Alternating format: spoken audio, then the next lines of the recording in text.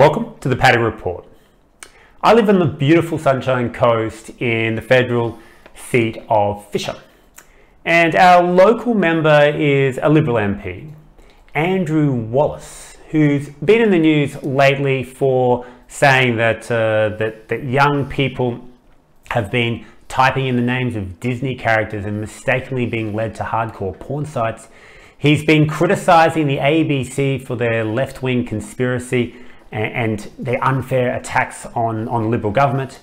And he's also been taking his shirt off to get the AstraZeneca vaccine shot, which he might be a little bit worried about now, seeing that the government has now decided it's not really safe for under 60-year-olds, and Andrew's only 53. However, let's hope that he doesn't get any headaches or blood clotting in the next few weeks. Best of luck, Andrew.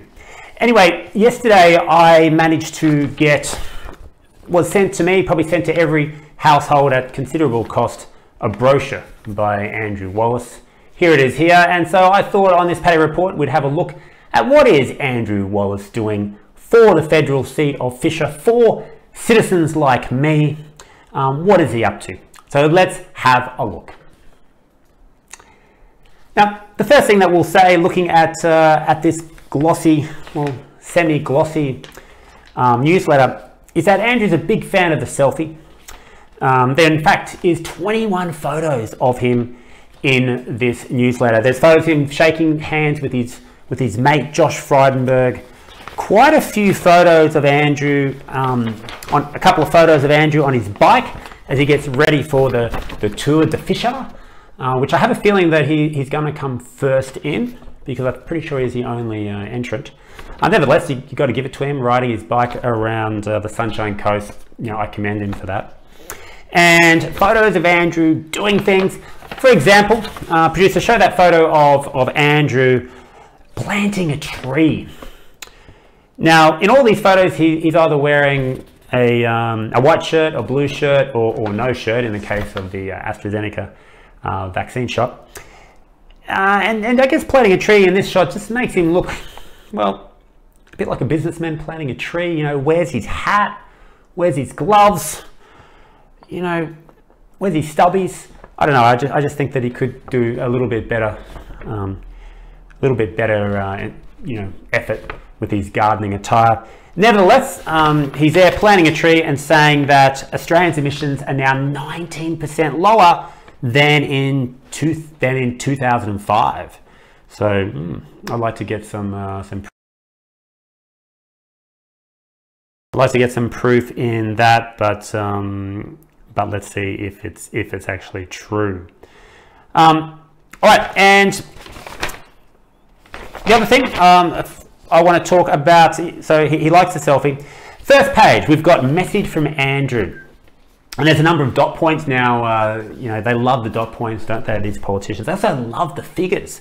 There's many, many, many figures. 13.1 million Australians employed, 75,000 more than pre-COVID, 900,000 lost their jobs because of COVID, 17.7 billion committed to improving the aged care, etc. Many, many figures. And some of these figures are in these dot points on the opening page. Now, some of these dot points say that the federal budget is giving 172 million for new road and rail infrastructure on the Sunshine Coast. They're giving substantial money for new apprenticeships and skills training, and substantial new investments in aged care, health, mental health, education, and the NDIS. So what they're saying is the federal government is spending more to help people like me. And then the next dot point says they're providing further tax relief. And somewhere in there, it says for the 63,200 local taxpayers. So in these dot points, they're spending more and they're getting less money for tax. Spending more, getting less. Now, I'm no economic specialist, I'm no mathematician, but something tells me that this is a little bit funny. And I would like, Andrew, to have a closer look at those dot points to see if they really do add up. Talking about adding up, on one of Andrew talks about having his say on light rail. Now the Sunshine Coast Council is talking about putting some light rail from, along the coast from Caloundra up to Maroochydore. Andrew doesn't like it. He's not happy about the light rail. He's saying that it's going to worsen traffic along the coast.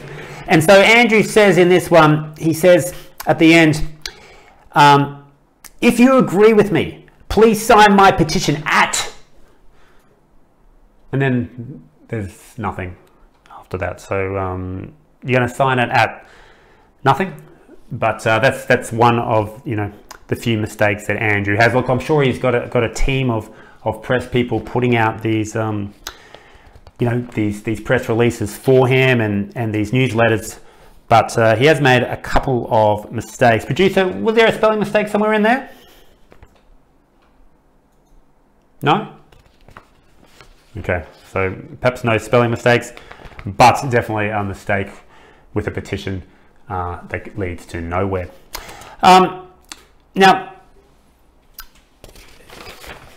look, it finishes off by saying that Andrew is going to ride his bike around Fisher, and he's going to meet locals and hear their point of view and hear what they want. He's going to be, in all sorts of places. He's going to be having sausage sizzles. He's going to be having, he'll be at tennis clubs, which I'm a big fan of. He'll be at local pools. So if you do want to meet Andrew, then just show up at one of these places. And I think I'm going to do that. I think I'm going to show up and I'm going to have a chat to Andrew and talk about those dot points about spending more and getting less.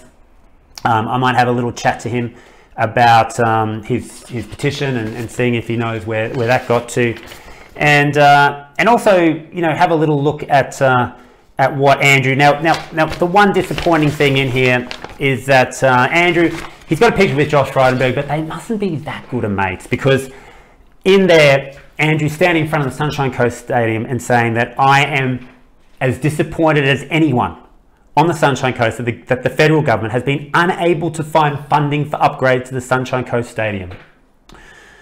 I've been open with the people of the coast about this disappointing news since February.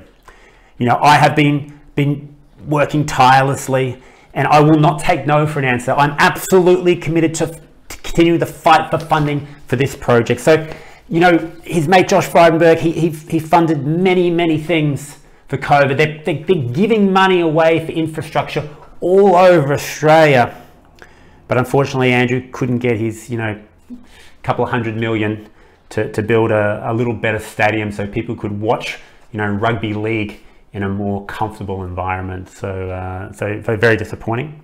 But hopefully, he'll buy Josh a better cup of coffee or something, and he'll find the budget next year.